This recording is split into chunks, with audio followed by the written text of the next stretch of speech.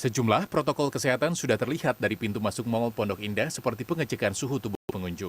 Selain itu, disediakan tempat cuci tangan di pintu masuk, pos parkir dengan sensor tangan, dan juga dilakukan penyemprotan disinfektan secara berkala di tempat-tempat yang sering disentuh pengunjung.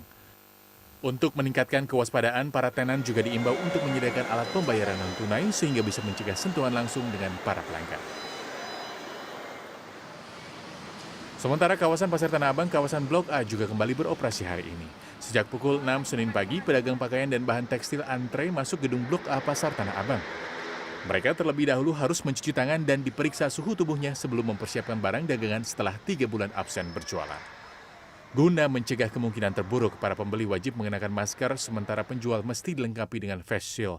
Pengelola juga melarang pedagang memasang display di area koridor. Pajangan tidak mempersempit koridor lalu lintas pengunjung, sehingga tidak terjadi stuck atau berdempetan berhimpitan orang untuk karena pajangan dagangan yang terlalu berlebihan. Itu aja. Apakah penjual juga harus pakai face shield ya Pak? Betul. Pada tahap ini tidak semua toko bisa langsung berjualan. Pengelola juga telah memberlakukan sistem ganjil genap, artinya hanya kios bernomor ganjil buka di tanggal ganjil, sementara kios bernomor genap buka di tanggal genap. Waktu operasional Pasar Tanah Abang Blok A dibuka mulai jam 7 pagi sampai pukul 4 sore. Tim Liputan CNN Indonesia.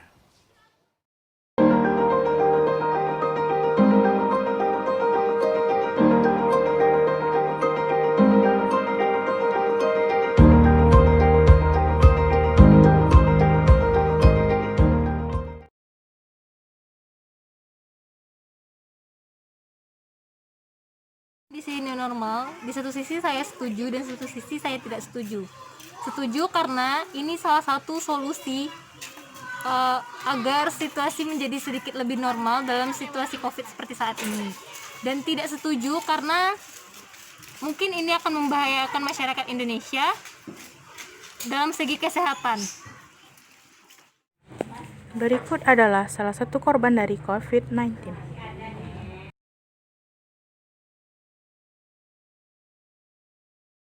Mana menurut Anda tentang new normal yang diterapkan oleh pemerintah?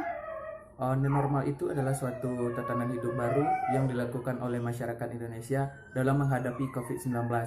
New normal, seperti yang kita tahu, kita bisa melaksanakan kegiatan seperti biasa, seperti sekolah, ataupun kegiatan ekonomi lainnya, tetapi dengan mematuhi aturan tentang COVID-19 atau tentang protokol COVID-19.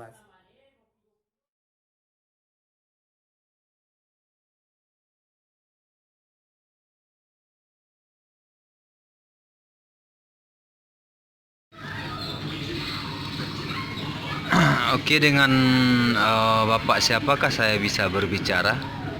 Nama saya Retikon dan saya pemilik usaha rumah makan Saya Ilahi di Kota Padang, tepatnya di Simpang 7. Baik Pak, saya ingin bertanya tentang pendapat Bapak tentang kebijakan pemerintah memberlakukan pola hidup baru atau new normal. Bagaimanakah pendapat Bapak? Sebagai pemilik usaha konvensional, tentunya saya mendukung dan mengapresiasi kebijakan pemerintah untuk memperlakukan pola hidup normal atau new normal semasa pandemi COVID-19 atau virus corona ini. Ada tambahan, Pak? Memang di suatu sisi kita dianjurkan menjaga kesehatan dengan tetap di rumah. Namun di sisi lain, roda ekonomi juga tidak harus dikesampingkan. Ya, baiklah Pak. Pertanyaan terakhir, apakah harapan Bapak dengan adanya kebijakan pemerintah tentang new normal ini? Dengan adanya kebijakan pola hidup baru ini, saya juga berharap agar usaha saya ini bisa berjalan lagi atau seperti biasanya. Agar normal lagi ya Pak. Makasih sudah bisa memberikan pendapat dengan demikian.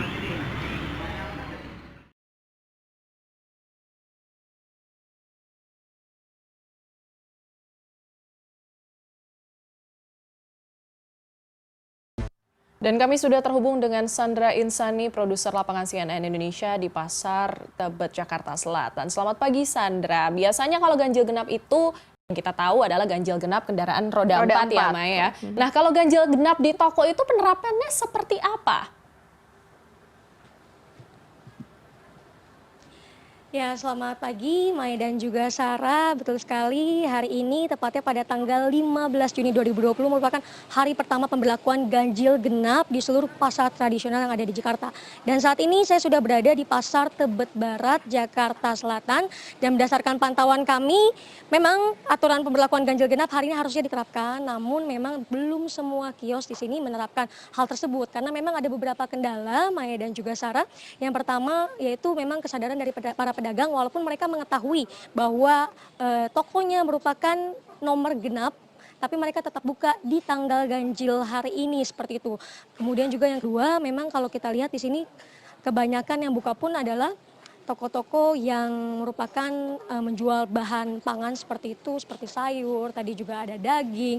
Karena memang mereka mengatakan bahwa kalau misalnya mereka memberlakukan aturan ganjil genap, hari ini buka, makanan yang memang seharusnya dijual habis hari ini namun masih tersisa, maka tidak bisa dijual untuk lusa. Kalau harus dijual keesokan harinya. Kalau dijual di lusa kemudian hari, maka produk-produk ataupun barang makanan yang dijual akan mengalami kerusakan seperti itu. Dan memang kalau misalnya kita lihat lagi kendala-kendala lainnya adalah untuk para pengunjung sendiri kita tidak bisa membedakan, Maya dan juga Sarah, mana toko yang memang bernomor ganjil, mana toko yang bernomor genap. Karena memang para pedagang di sini bisa tahu melalui surat edaran bahwa oh ya saya toko genap, saya toko ganjil, tetapi untuk para pengunjung di sini tidak bisa karena tidak ada nomor yang tertera di masing-masing toko. Dan kalau kita bicara memang physical distancing harus diterapkan di pasar-pasar tradisional di Jakarta, mengingat di Jakarta sudah ada 9 pasar yang pedagangnya terindikasi COVID-19. Di sini physical distancing kalau kita lihat pasar-pasar di Jakarta memang cukup berdekatan.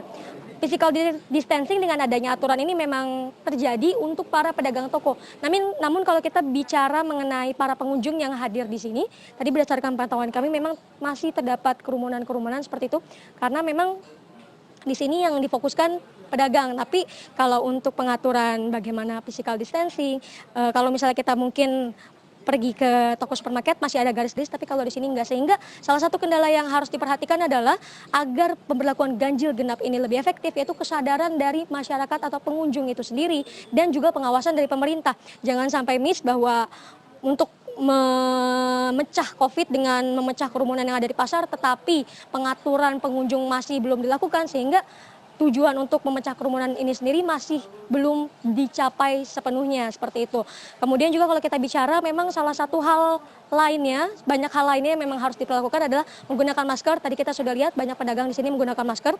Yang kedua menggunakan face shield, namun di sini untuk para pedagang belum menggunakan face shield karena ketika kami tanya bahwa masker dipakai sudah ngap, sehingga kalau untuk memakai face shield masih kurang nyaman. Kemudian juga kalau memang kita tengok pemberlakuannya adalah pengecekan suhu tubuh, yaitu tidak boleh lebih dari 37,3 derajat Celcius, tapi untuk pengecekan suhu masih belum kami dapati seperti itu di sini. Dan telah diinformasikan juga sosialisasi sudah dilakukan oleh pihak-pihak dari pengelola pasar. Namun kita tahu di sini bukan hanya bekerja sendiri melainkan harus adanya kerjasama dari pedagang itu sendiri. Kemudian juga toko diwajibkan untuk buka hanya dari pukul 6 pagi sampai dengan pukul 2 siang seperti itu. Dan ini bukan hari pertama, tadi kita tanya juga masih ada yang buka pukul 5 pagi seperti itu karena mengingat kebutuhan para pengunjung untuk membuat bakso, sehingga harus buka di pukul 5 pagi. Dan memang kalau kita tengok salah satu alasan pemberlakuan ganjil genap ini, Maya dan juga Sarah, adalah untuk memecah kerumunan.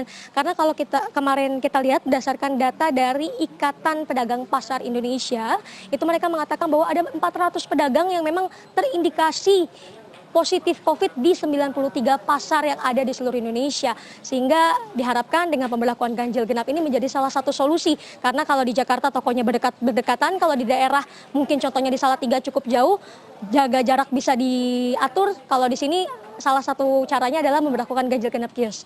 Maya dan juga Sarah. Iya Sandra, kalau kita lihat tadi kan ini yang dikatakan adalah yang pangan ya. Yang pangan ya, yang untuk pemberlakuan ganjil genap. Ini tadi kita lihat juga yang non pangan tetap buka seperti biasa. Ada aturan juga nggak untuk yang non pangan?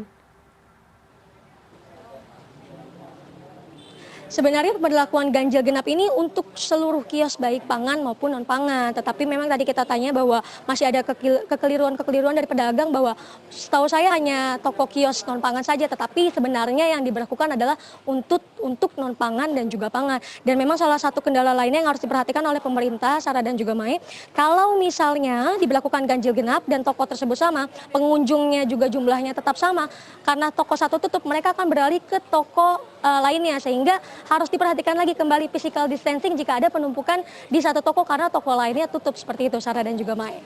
Baiklah, terima kasih Sandra Insani yang sudah melaporkan untuk kami ya dari Pasar Lebaran Jakarta.